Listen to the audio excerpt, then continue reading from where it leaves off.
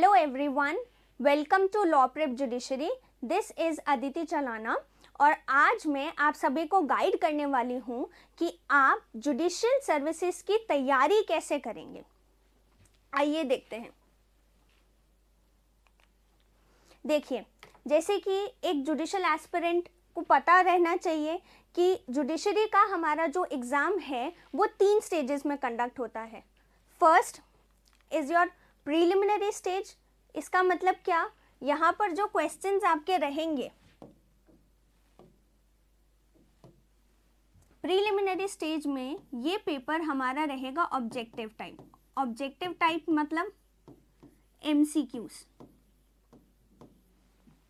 That is your basically tick the correct answer.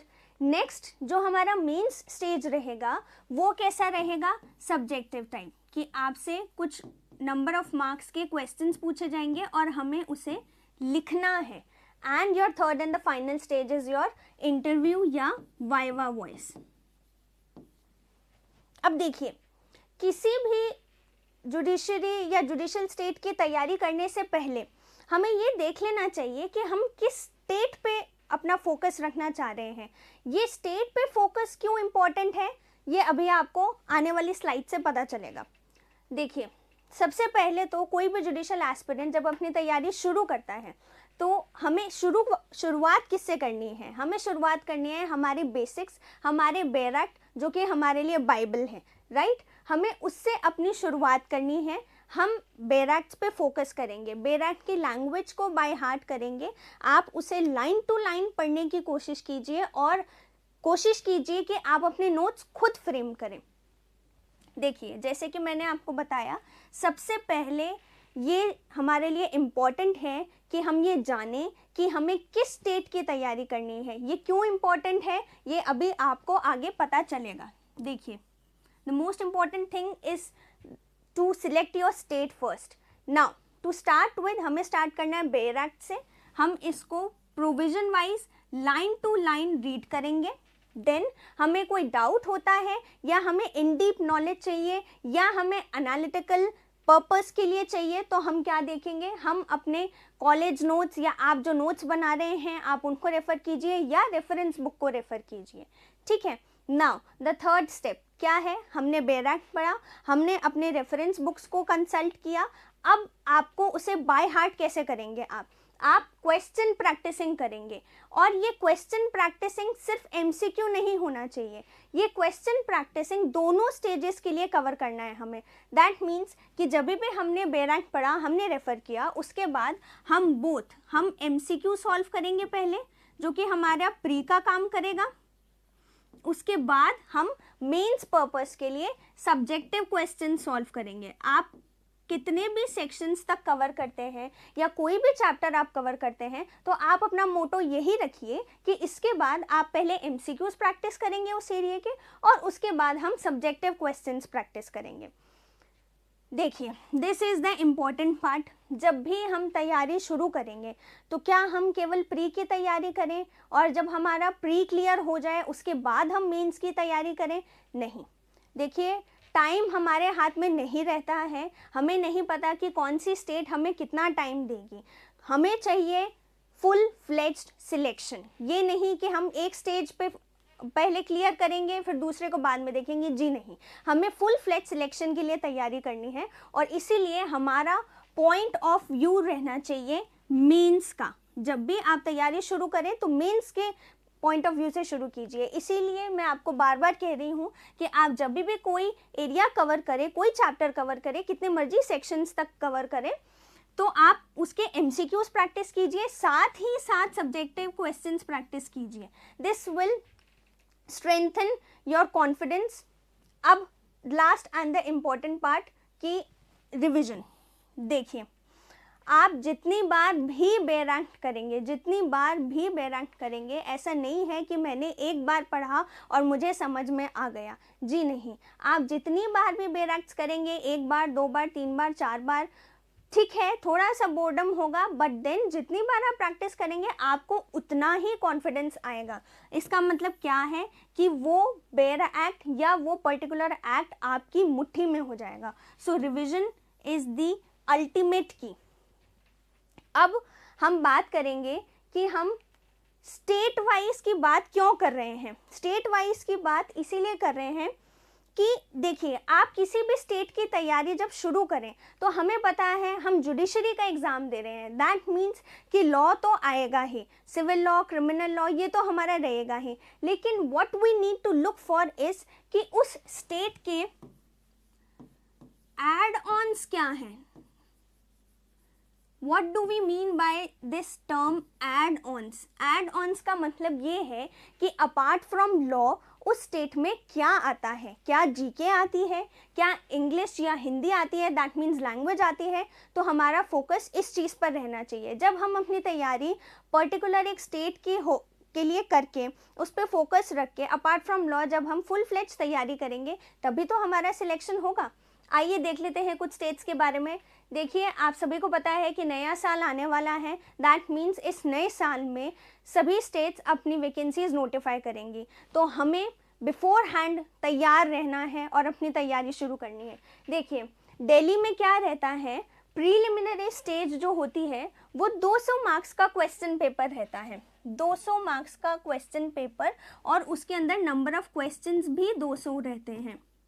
ये paper जो है हमारा 2.5 घंटे का रहता है, that is 2.5 hours. We have 2.5 hours जिसमें हमें 200 क्वेश्चंस करने रहते हैं, और नेगेटिव कितना रहता है 0.25, विच मीन्स 1/4, विच मीन्स कि अगर हम 4 क्वेश्चंस गलत करते हैं तो हमारा 1 मार्क चला जाता है। तो हमें किसी स्टेट की मार्किंग के प्रेफरेंस के बारे में भी ज़रूर पता रहना चाहिए।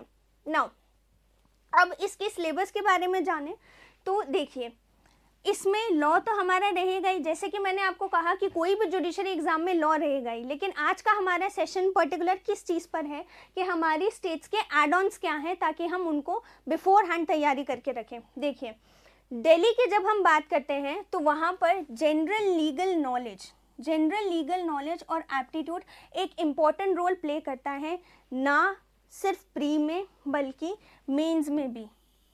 जनरल लीगल नॉलेज, देखिए, प्री में इससे आपके पास एटलीस्ट 15 to 20 क्वेश्चंस आते हैं कुल मिलाकर, लीगल जीके और इंग्लिश से कुल मिलाकर 15 to 20 क्वेश्चंस रहता है, तो पूरा आपका वेटेज ये बेसिकली कवर करता है। And apart from that law तो है ही।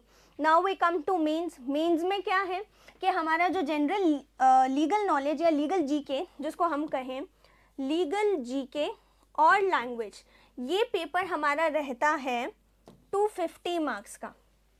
इसका बाइफर्केशन कैसा है, देखो, लीगल करंट अफेयर्स या लीगल जीके जो है वो आपका रहता है 100 मार्क्स का, और इंग्लिश देखिए जिसके अंदर precis writing, translation Hindi to English, English to Hindi और एसे राइटिंग है।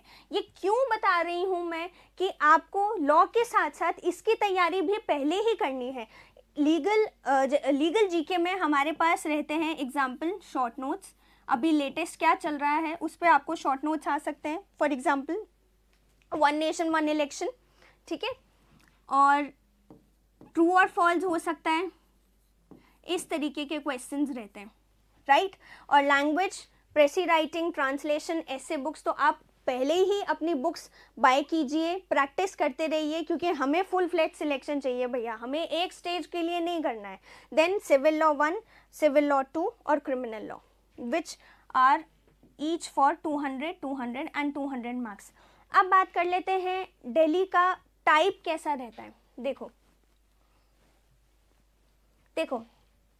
दिल्ली के टाइप के बारे में जब हम बात करते हैं तो आप कोई भी प्रीवियस ईयर क्वेश्चंस उठा के देखिए, आपको ये आइडिया लगेगा कि वहाँ पर क्वेश्चंस किस तरीके के हैं।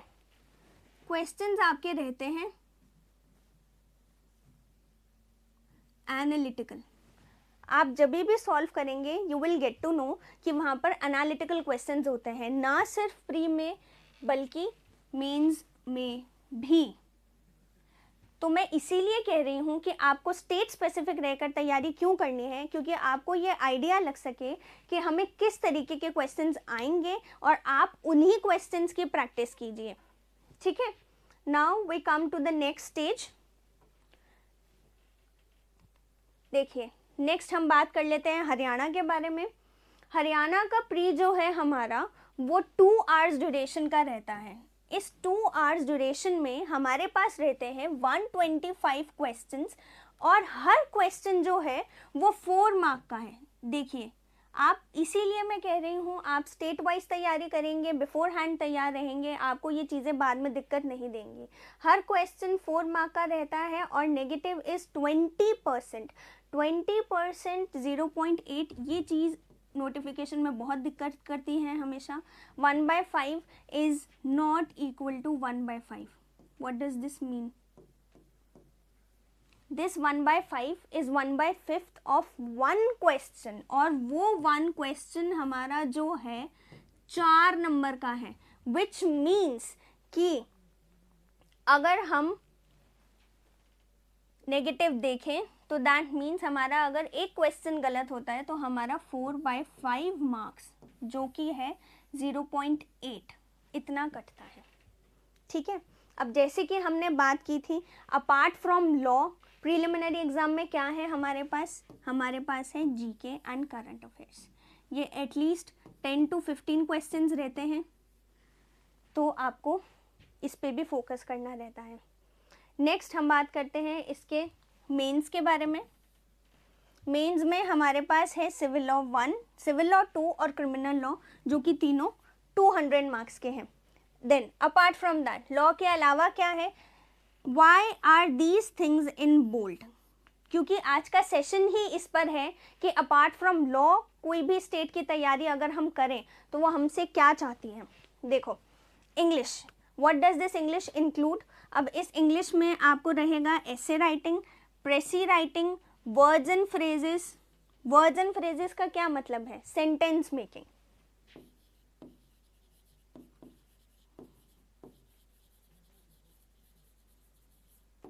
सेंटेंस मेकिंग, कॉम्प्रिहेंशन, एक कॉम्प्रिहेंशन या पैसेज आपके पास रहेगा और आपको क्वेश्चन सॉल्व करने होंगे और आपको सेंटेंस करेक्टिंग।